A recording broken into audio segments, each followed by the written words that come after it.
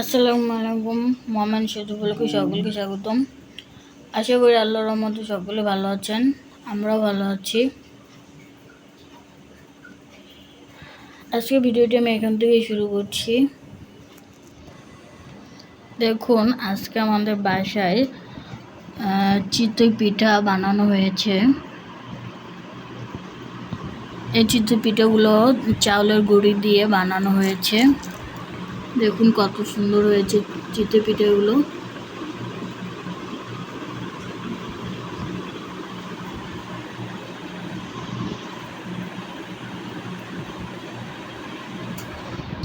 আর এখানে চিতই পিঠা দিয়ে খাওয়ার জন্য গরুর গোশ রান্না করা হয়েছে।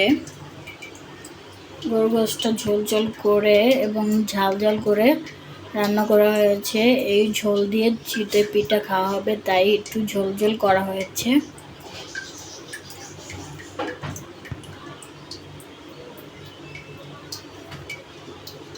এবং আজকেও গরুর গোশের ভিতরে আলু দেওয়া হয়েছে।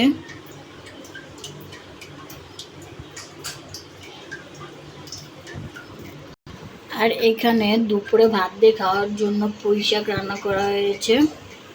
পুঁই শাকটা ভাজি করা হয়েছে।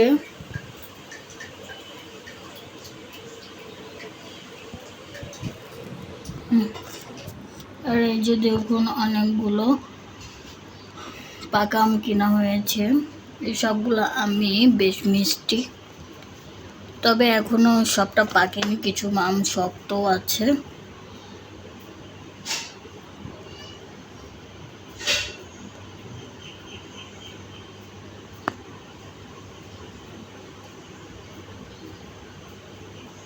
আজকে ভিডিওটি এ পর্যন্তই। ভিডিওটি ভালো লাগলে লাইক, কমেন্ট, শেয়ার এবং সাবস্ক্রাইব করবেন।